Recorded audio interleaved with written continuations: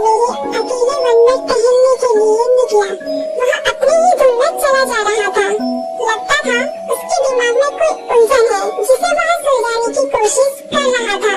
सड़क पर आगे बढ़ते ही उसके सामने चीकू खरगोश भागा। बबलू का पैर उसके ऊपर पड़ने ही वाला था कि चीकू जोर से चिल्लाया। उसकी आवाज सुनकर बबलू ने अपना पैर पीछे खींच लिया। कहाँ खोए हो बबलू भाई? कहीं नहीं, बस कुछ ऐसे ही सोच रहा था। किस बारे में? तुम जानकर क्या करोगे? शायद मैं तुम्हारी कुछ मदद कर सकूं। तुम तो जानते हो आजकल वन में कितनी चोरियां हो रही हैं, पर चोर का कोई अता पता ही नहीं है। इस बात को लेकर वन के सारे प्राणी चिंतित थे। वे वहाँ खुद को सुरक्षित महसूस नहीं कर रहे थे। अरे चीकू भाई, हम मजबूर हैं। हम चोर को पकड़ ही नहीं पा रहे हैं। वह बहुत चालाक है और अपने काम को बड़ी कुशलता से अंजाम दे रहा है। कहीं कोई सबूत ही नहीं छोड़ रहा। हमारे राजा इस बात को लेकर बहुत चिंतित हैं। यही कारण है कि हम सब इस बारे में सोच रहे हैं। अब तुम मेरी इसमें क्या मदद कर सकते हो? मैं कुछ सोचता हूँ, हो सकता है मुझे कोई उपाय सूझ जाए। प्रयास करने में कोई हर्ज तो नहीं है। तुम ठीक कहते हो चीकू, लेकिन वन के गुप्तचर भी अभी तक इसका कोई हल नहीं निकाल सके। इतना कहकर वे चुप हो गए। बबलू की बातों ने चीकू को सोचने के लिए मजबूर कर दिया।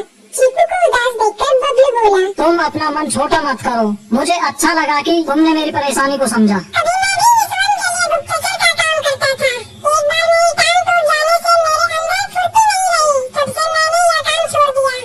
चीकू, तुम चाहो तो यह काम दोबारा कर सकते हो। वन के प्राणी ज्यादातर दिन में भोजन की तलाश करते हैं, वे रात को आराम करते हैं। तुम दिन रात दोनों में ही भोजन की तलाश में निकल सकते हो। हो सकता है रात को तुम्हें कुछ ऐसी बातों का पता चल जाए जो हमारे काम की हो। हाँ बबलू, तुम ठीक कहते हो। मैं आज रात को वन में घूमकर इस बात का पता करने की कोशिश करता हूँ। थोड़ी देर बातें करके चीकू अपने बिल की ओर बढ़ गया और बबलू अपने रास्ते चला गया। चीकू के दिमाग में अभी तक बबलू की कई बातें घूम रही थी। उसे समझ नहीं आ रहा था वह बबलू की मदद कैसे करे। दिन भर वह उसी उधेड़-बुन में लगा रहा। शाम होते ही चीकू कुछ सोचने लगा और वह चुपचाप बिल से बाहर निकल आया। चीकू की पत्नी ने देखा तो बोली, इस समय कहाँ जा रहे हो? बाहर खतरा है। खतरा तो सुबह में आता है, लेकिन खतरों से डरकर हम भूखे तो नहीं मर सकते। मैं बाहर घूम कर आता हूँ। इतना कहकर चीकू रात को बिल से बाहर निकल आया। कुछ दूर जाकर उसकी नजर बंकू उल्लू पर पड़ी जो कुछ ही दूरी पर था। वह पेड़ की डाल पर बैठा अपनी गर्दन चारों तरफ घुमा रहा था। वह तेजी से पेड़ की एक डाल से दूसरी डाल पर उड़ रहा था। बंकू की नजर उस पर नहीं पड़ी थी। कुछ सोचकर चीकू पेड़ के पीछे से बाहर निकलकर थोड़ी खुली जगह पर आ गया और वहाँ से बंकू उल्लू को देखने लगा। बंकू ने चीकू को अंधेरे में भी देख लिया, पर उसने उसमें कोई उत्सुकता नहीं दिखाई और अपनी गर्दन चारों ओर घुमाता रहा। चीकू बड़ी देर तक बंकू की हरकतों पर नजर रखे रहा। वह थोड़ी देर तक खुले मैदान में खड़ा रहा, पर बंकू ने उसे देखकर भी अनदेखा कर दिया। उसने महसूस किया कि बंकू के आसपास चमकू चमगादड़ भी मंडरा रहा था। कुछ देर वन में घूमने के बाद चीकू अपने बिल में लौट आया और सुबह होने का इंतजार करने लगा। अगली सुबह बबलू उसी रास्ते में जा रहा था। रास्ते में चीकू उसका इंतजार कर रहा था। आज बड़ी जल्दी आ गए बबलू।